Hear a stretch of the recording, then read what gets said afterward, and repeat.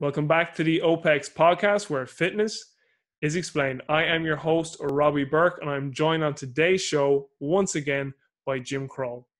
On this episode, Jim and I discuss principles, we discuss objective versus subjective feedback, and we discuss the importance of storytelling. This was a great episode with Jim, guys. I know you're going to love it. Stay with us.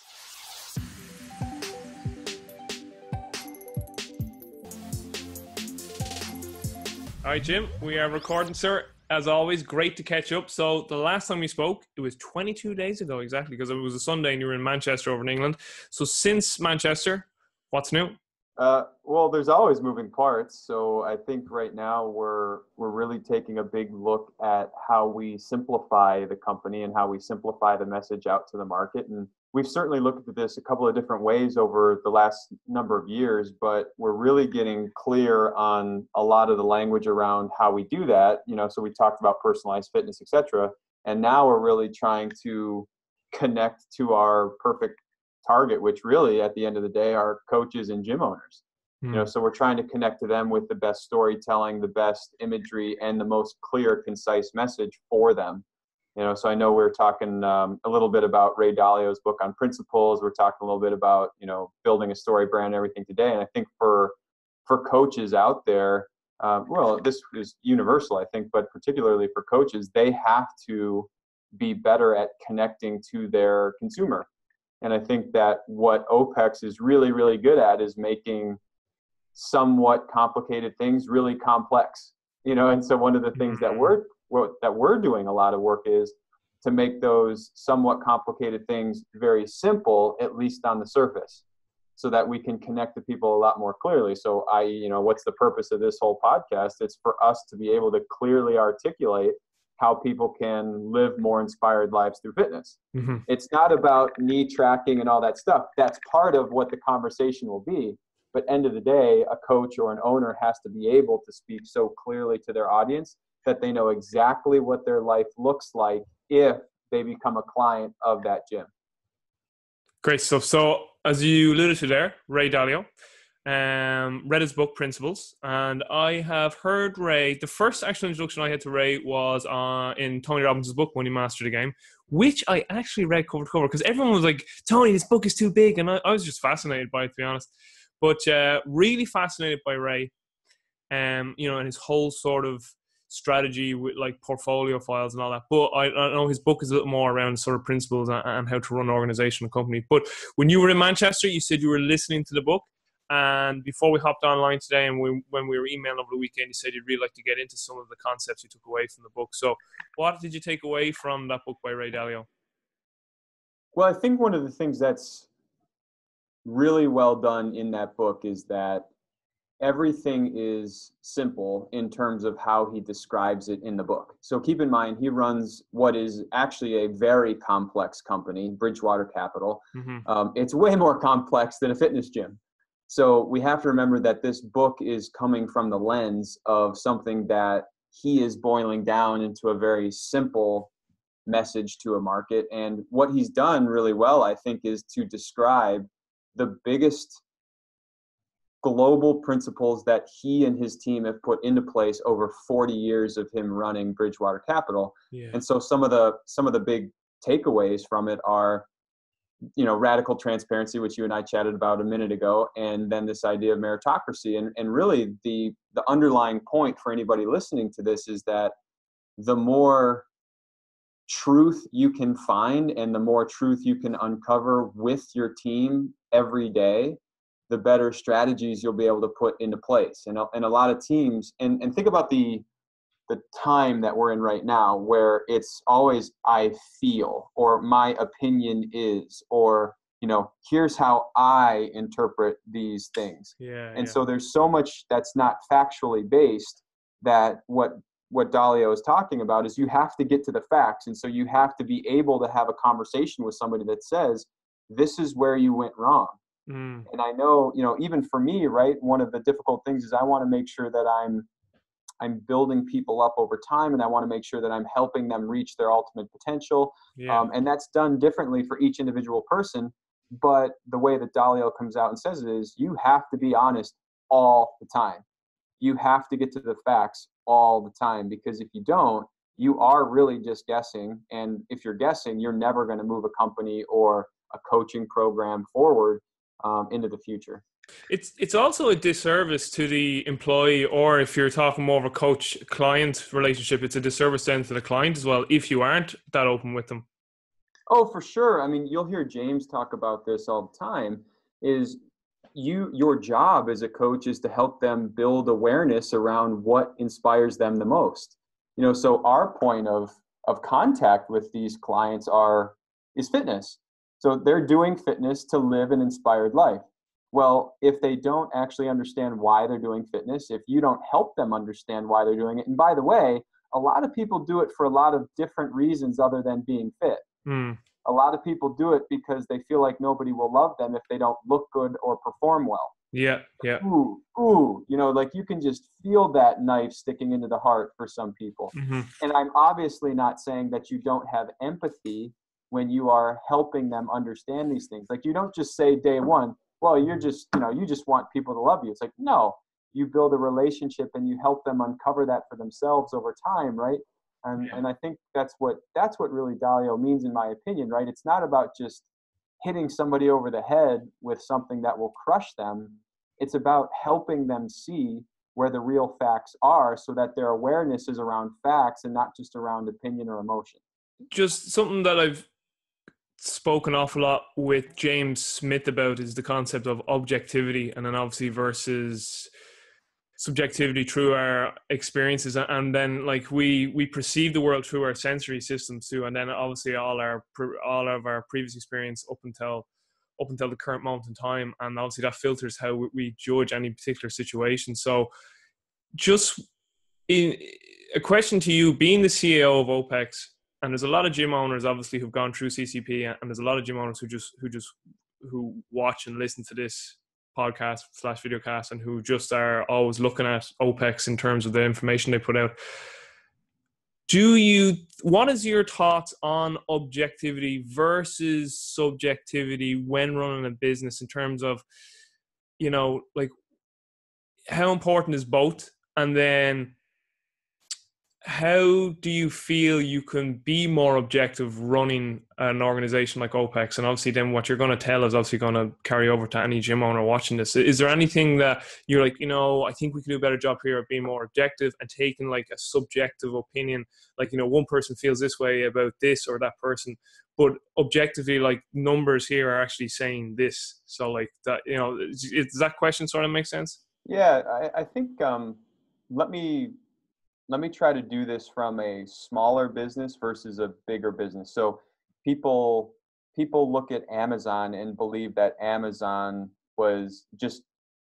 came into being, right? They just think, oh, Amazon's always been huge. No, Amazon wasn't big at all in the beginning.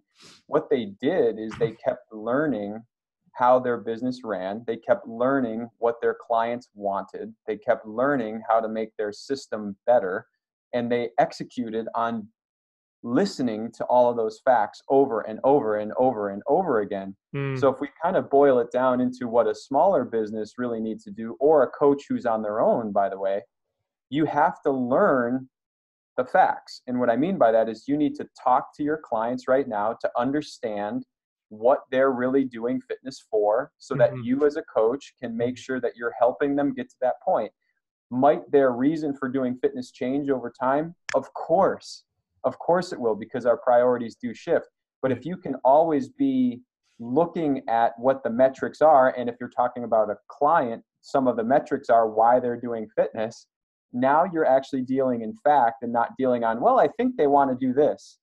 How many coaches just make that guess? They're just guessing that their clients might want to do things, right? And so particularly one of the things that I find this in is group coaches have to guess, because they can't sit down with their clients often enough to really dig into some of these things. So it's a tough position for them to be in. So we're lucky because we do personalized. We can have people sit down with us on a consistent basis, and we can suss out a lot of these things and help them understand it. From a pure business sense, you have to get to the facts of what is working and what isn't. So if I'm looking at a fitness gym, a local fitness gym, one location, I have to know why people are coming into my business. That looks like how many people came in, what brought them in, i.e. was it social media, was it a referral, was it a podcast, what brought them in? And as I started having conversations with them, what are the most important things that help them get to the final point of the sale? That to me looks like why somebody came in. And if I can really create a database, i.e. Excel sheet or something like that, with all of these answers in it, and I can start to categorize what's the most important thing to help new clients come in, I can implement that into my marketing and sales process to speak to an audience more clearly and more consistently, because I know that clients are coming to me for X, right? So somebody who's maybe helping people be better at football, right? You need to understand what those clients are coming to you for, not only for football, but what's underlying that, because that's going to dictate your marketing to those people. Once they are your clients, you need to have a really clear understanding of what service you're going to deliver to them every single day. So, what we talk to OPEX gyms about all the time is you have to blueprint out every moment that somebody's in your facility. And what I mean by that is somebody drives into your parking lot. What do you want them to see? How do you want them to walk in your building? What signs should they see? When they walk through your front door, how do you want them to interact with your coaches or with a front desk person or whoever? What assets, i.e. brochures or business cards or sign-in sheets or whatever, what needs to be right in front of them when they come in? What do you want them to do, and where do you want them to go right after they walk by the front desk? You want them to go right to the gym floor? You want them to go to the locker room? You know what I mean? So like, I can make this sound really complex, but at the end of the day, as a business owner, as a gym owner, you have to know exactly how you want your people to interact with you at every point in their experience. And so now let me try to get back to what I said initially, is how do we simplify those things? You need to have actual metrics on if your people are going through that process effectively.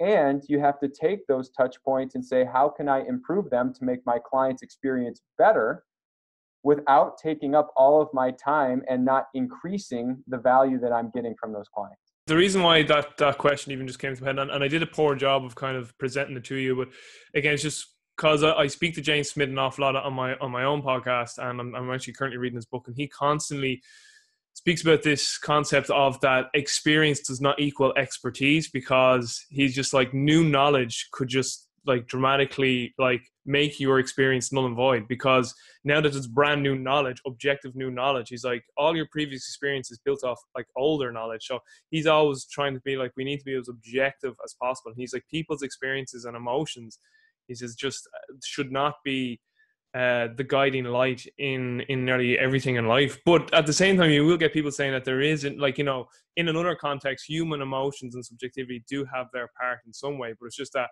we probably rely on our experiential knowledge rather than trying to be objective. And again, it probably comes back to this ego thing, and I know Ray Dalio speaks about that, and that's kind of my next question to you is, so how do you see yourself, like, how could you see yourself bringing in this more objective sort of organization to OPEX, but at the same time also kind of taking down people's defenses, so that, again, going back to be radically transparent, how can you see that being incorporated into OPEX, and at the same time kind of educating everyone within the team that, listen, it's not an attack on anyone, and it's all of a learning process for everyone, Yeah, I think to hit your point on objectivity versus emotion, I think he's spot on in terms of coaching, that you have to be objective. But I think we have to remember that human beings are emotional creatures. And so even if we're being really objective, somebody might perceive what we say to them, even if it is 100% objective, they might perceive it as extremely emotional. Yeah. So we have to remember that. And I think coaches who don't recognize the relationship side of why there are emotions inside of their clients, they will struggle to keep clients over the long run, even if they're an outstanding coach who understands the skills and the metrics of coaching. So I think it's really important for coaches to remember that there will always be emotion involved, but people's experiences leading up to that moment are going to be what helps them perceive it as either good or bad, right? Because people are either looking for, what they're afraid of or where their pleasure is, right? It's just Yeah. fear or pleasure generally. So they will perceive it in one of those two ways. Mm-hmm. Based on how they perceive it, one of the things that I think, to get into the Dalio, part of the conversation, is he wants to make sure that people are clearly able to ask questions. So whether you talk to James or Sharon Preet, right, you got to ask people questions to make sure that you are understanding them correctly. Yeah. Because some people may not tell you that they took something highly, highly negatively, and you might not have meant it negatively, but that could destroy a relationship over time because you haven't clearly asked them that question. So how are we going to implement it at OPEX? Well, I think we're pretty open overall, just as a starting point. So I'm thankful that that's where we're starting. But the first place we have to start is I better be radically transparent, right? Because if I don't do that, the whole thing will break down. So I'm kind of making sure that when I'm having conversations, I'm using some language around transparently, because I want people to start to think through, we're going to be more and more transparent. So I did this for a couple of weeks on my own. After I did it on my own, I felt really good about it. So what does that do? That gives me certainty and confidence to implement it. Then I announced it to our team and I said, hey, we're playing around with this. I want to make sure that these points are going to be hit. And then I'm following up with our department heads to make sure that they are having conversations like that. And is it perfect yet? Of course not. But there's always going to be a buy-in process. And something that I was really bad at, whether it's a year, 2 years, 3 years ago, is when I get my head wrapped around something, I just assume it's all good, right? So I just assume we're good to go. So part of my transformation as a leader over time has to be, I need to recognize that there is emotion in people. I might want to be really transparent, but it doesn't mean that they're going to perceive my message to them any less negatively than perhaps I would want them to. And I need to make sure I help them go through a buy-in process with why this is going to benefit them in the long run. Because people always want to understand, this is not just staff or coaches or clients or whoever. Everybody wants to understand why doing something will make their life better. Yeah. So I need to help them understand that transparency and care, right? Because transparency without care, probably won't work in the long run. Dalio is very, at least based on the book, I don't know him personally by any means, but based on the book, he really cares about his people.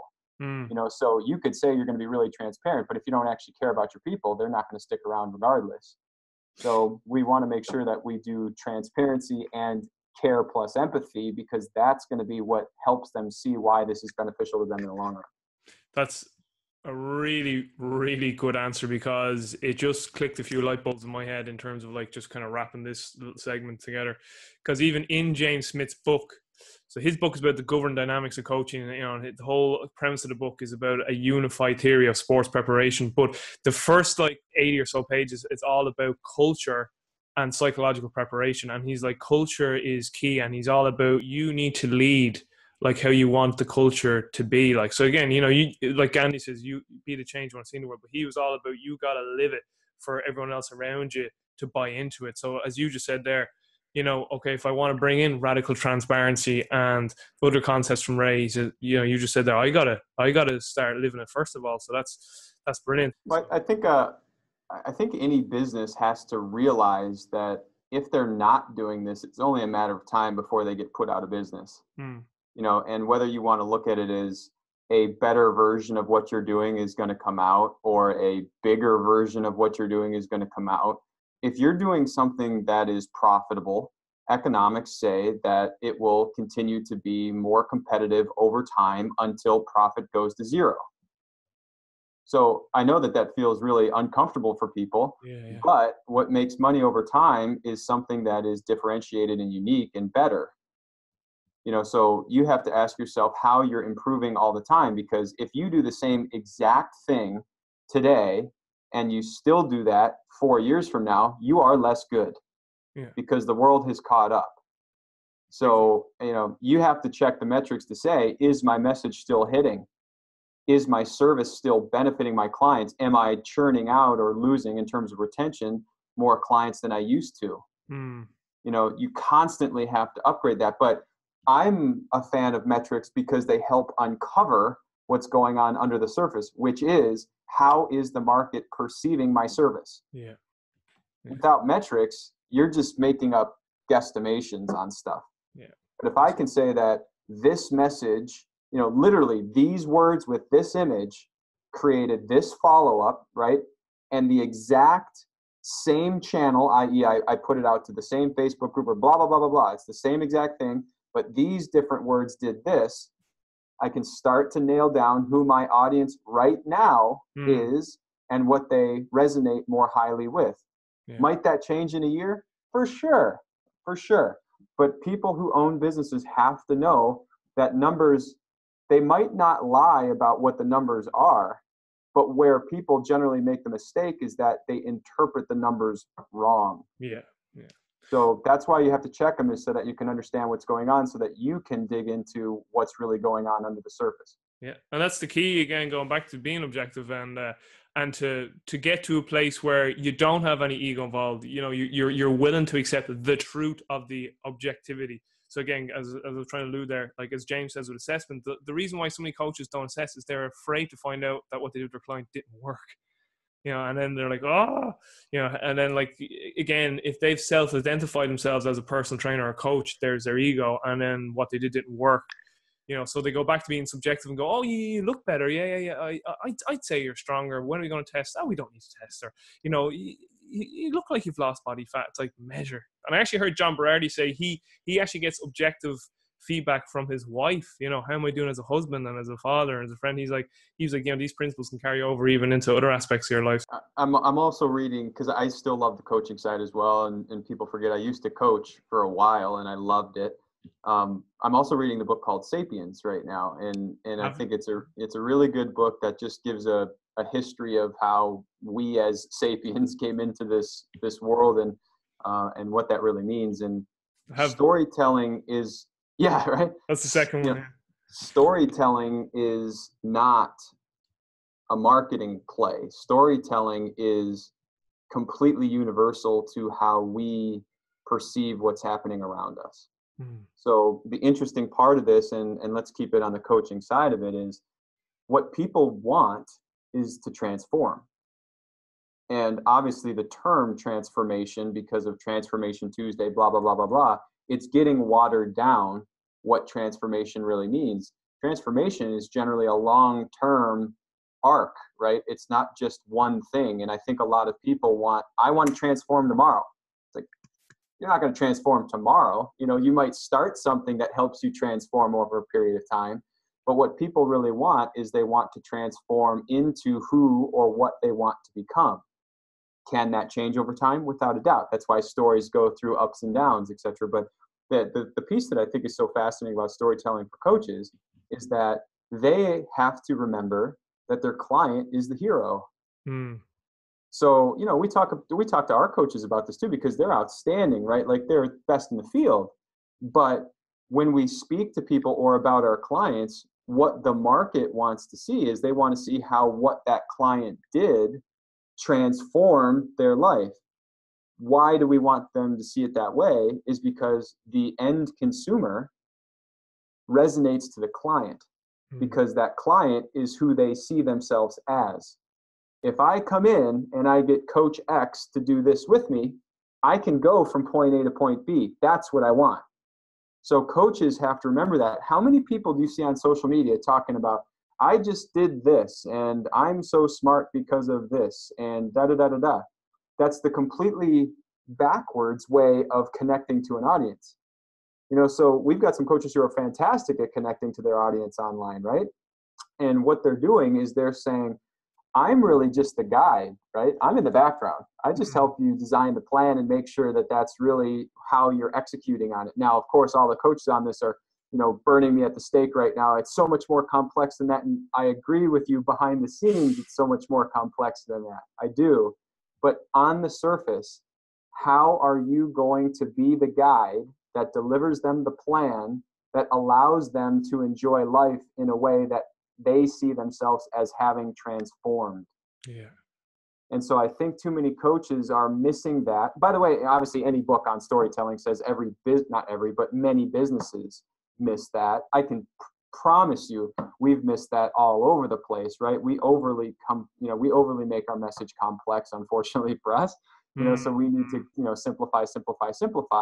Once they get into this program, then they can really understand. It's like, oh, here's how I go from point A to point B as a coach, and here's how I connect the dots.